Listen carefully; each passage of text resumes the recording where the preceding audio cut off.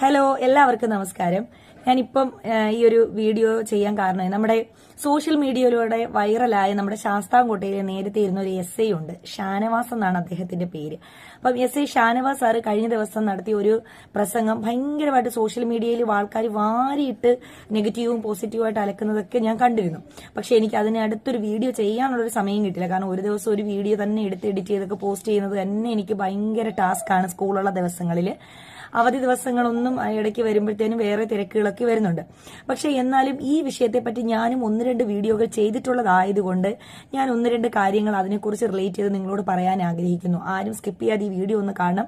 പ്രത്യേകിച്ച് നമ്മുടെ കുട്ടികളുടെ മാതാപിതാക്കൾ, പേരൻസ് ആണ് ഈ വീഡിയോ കൂടുതലും കണ്ടിരിക്കേണ്ടത്. അപ്പോൾ സാറ് പറഞ്ഞ കാര്യങ്ങൾ എന്തൊക്കെയാണെന്ന് ആദ്യം ഞാനൊന്ന് വായിക്കാം. ഒന്ന്, കണ്ണെഴുതുന്ന യുവാക്കളെ ശ്രദ്ധിക്കണം. അവർ ഡ്രഗ് ഉപയോഗിക്കുന്നത് മറയ്ക്കാൻ വേണ്ടിയാണ് അങ്ങനെ ചെയ്യുന്നത്. 2, രാത്രി 9 മണിക്ക് ശേഷം ചായ കുടിക്കാനെന്നും പറഞ്ഞ് കൗമാരക്കാരായ കുട്ടികൾ പുറത്തിറങ്ങുന്നുണ്ട്. അത് സമ്മതിക്കരുത്. 9 മണിക്ക് ഭക്ഷണം കഴിച്ച് കിടന്നുറങ്ങണം. അതുപോലെ ആൺകുട്ടികളെ ഒരിക്കലും അവരുടെ മാതാപിതാക്കൾ രാത്രി 7 മണിക്ക് ശേഷം വീടിന് പുറത്ത് വിടരുത്. അവർ മയക്കുമരുന്നിന് അഡിക്റ്റ് ആവാൻ സാധ്യതയുണ്ട്. ഈ കാര്യങ്ങളാണ് അദ്ദേഹം പറഞ്ഞത്. ഇതിനെതിരെയാണ് അദ്ദേഹത്തിന് സോഷ്യൽ